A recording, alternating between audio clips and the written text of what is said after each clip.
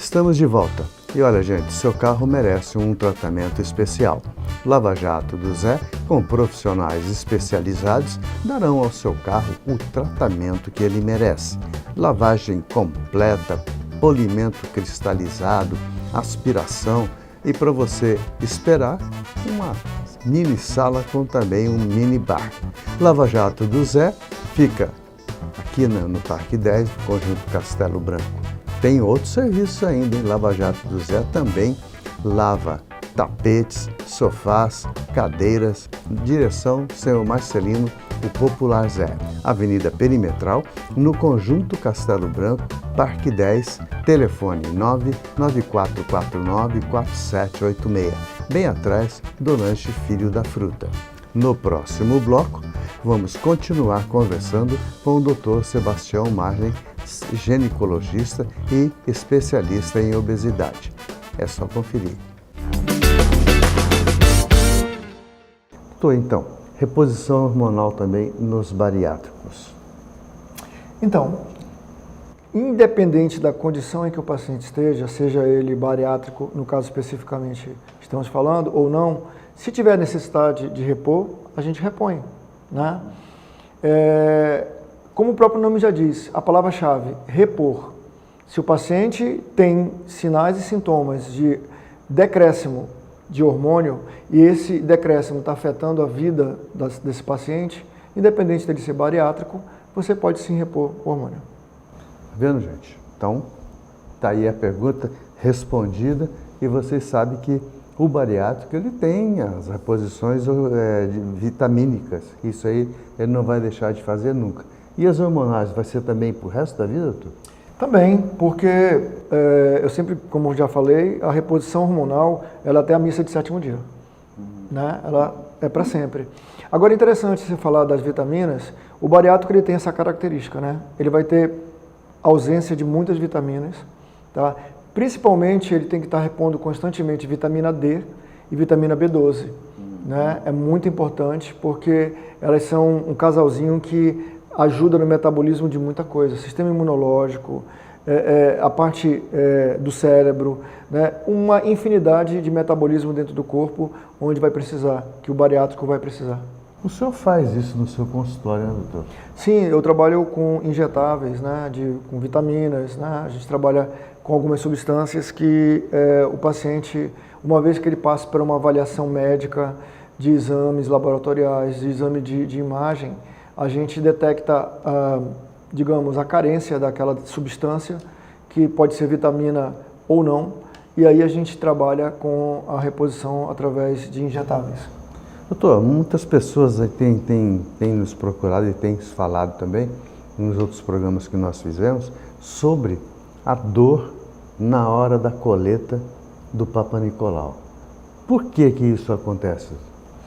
É uma pergunta tão simples, né? Mas que tem por trás de tudo uma grandiosidade grande. Porque assim, por exemplo, muitas vezes o paciente ele vem estressado, a paciente vem estressado para o consultório para fazer a coleta do preventivo. Isso também é uma causa que afeta a coleta, né? Isso é um fator. Ou por ser às vezes a primeira vez, ou porque está com um médico, principalmente homem no caso, né? O ginecologista pela primeira vez, ou a médica ginecologista que é a primeira vez, enfim. O estresse que a pessoa tem, isso também prejudica e pode causar dor. Outra coisa é o ressecamento vaginal. Então, pacientes que estão com ressecamento vaginal por alguns motivos, inclusive pelo estresse, né, ele pode causar dor também. Então, aquelas mulheres que estão na transição menopausal ou na menopausa, elas podem fazer um tratamento local de hormônio e aí marcar por um outro momento a coleta do preventivo. Uma outra causa de dor também, Edson, que a gente vê, é a desproporção do espéculo vaginal, que antigamente chamava de bico de pato, né? Eu uso esse termo porque como o teu público ele é bem... Né, já é um povo mais antigo, né? Ele vai também de adolescentes, crianças até pessoas mais experientes. Então, a desproporção do tamanho da vagina para a colocação do espéculo vaginal. Isso pode causar dor também, né? Outra coisa que não está relacionado diretamente a isso, mas cicatrizes. Então, a gente sabe que algumas mulheres já tiveram parto, que tiveram que fazer aquela chamada de episiotomia ou laceração que tiveram, também pode causar dor.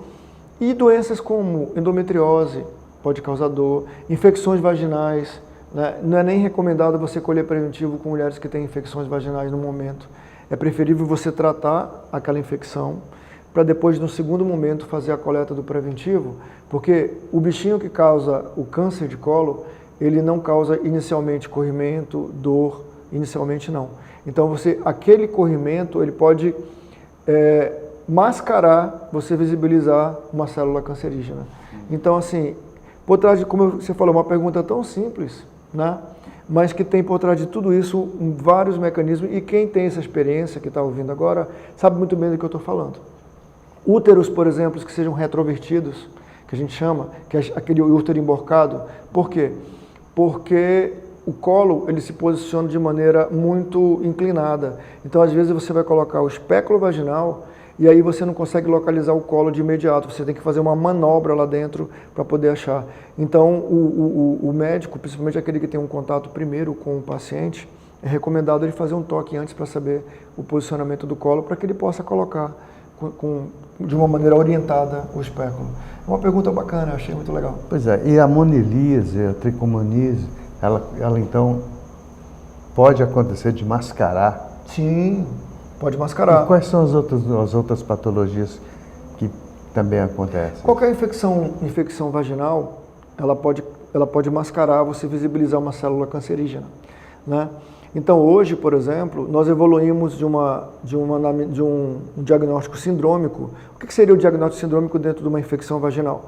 Seria o tipo de corrimento, a coloração. Por exemplo, se você tem um corrimento esbranquiçado tipo leite talhado é uma coisa, se você tem um corrimento tipo aspecto leitoso é outra, se você tem um aspecto esverdeado com cheiro de peixe podre é outra. Isso é o diagnóstico sindrômico. Hoje, né, a ginecologia ela evoluiu para aquilo que era antes. Hoje você coleta aquele material e coloca no microscópio. Antes os nossos ginecologistas antigos faziam. Isso voltou.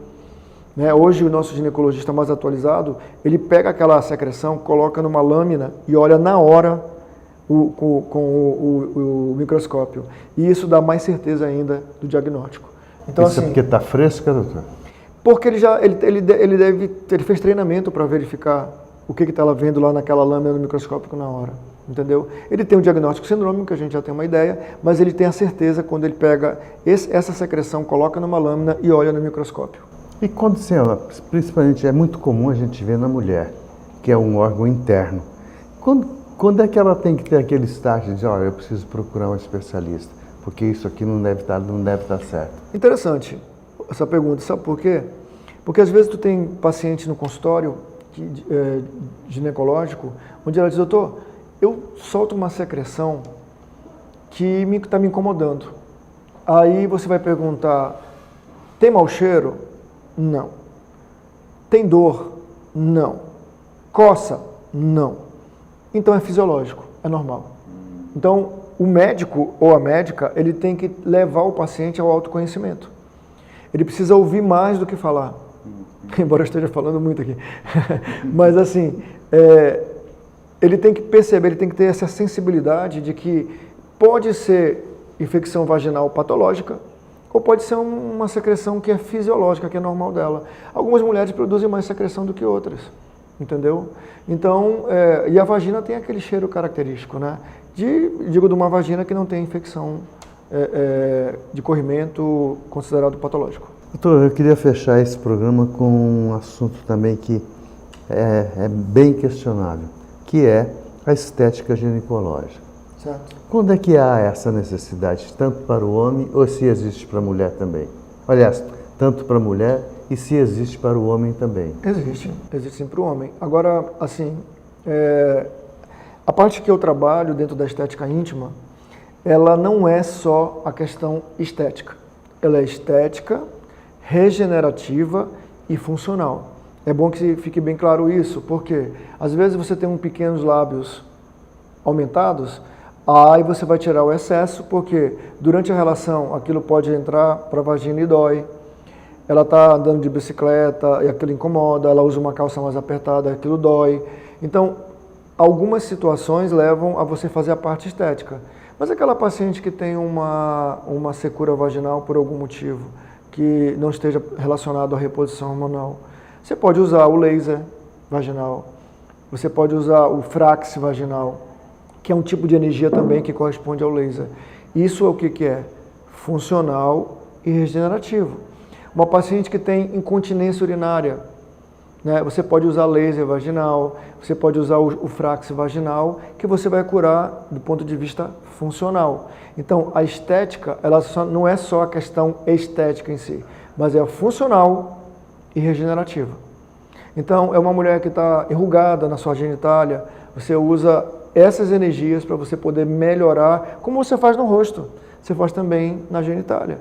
Né? Se você tem a virilha escurecida, você vai trabalhar com substâncias químicas para clarear aquela região, como clareia a axila, como clareia a questão da olheira.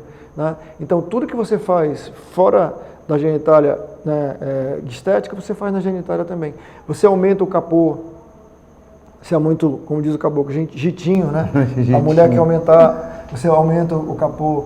Ah, ela também tem aquele capozão, né, que a gente brinca, né? Você pode fazer uma lipo daquela região e diminuir o tamanho do capô, né? Então isso é possível fazer sim, não só dentro da estética íntima, como parte estética, mas como funcional e como regenerativa. Quanto aos homens, a mesma coisa acontece. Você pode aumentar o volume do diâmetro do tamanho do pênis. Hoje já tem técnicas para isso. Você pode, o tamanho só vai ter que ser mesmo com o cirurgião, o urologista, onde ele tem técnicas que pode aumentar o tamanho do pênis, né? A mesma coisa da coloração. Tem médicos especialistas em clareamento anal, perianal, né? Tem toda essa situação também. Mas só nos resta, doutor, dizer nosso muitíssimo obrigado pela gentileza de mais uma vez estar conosco.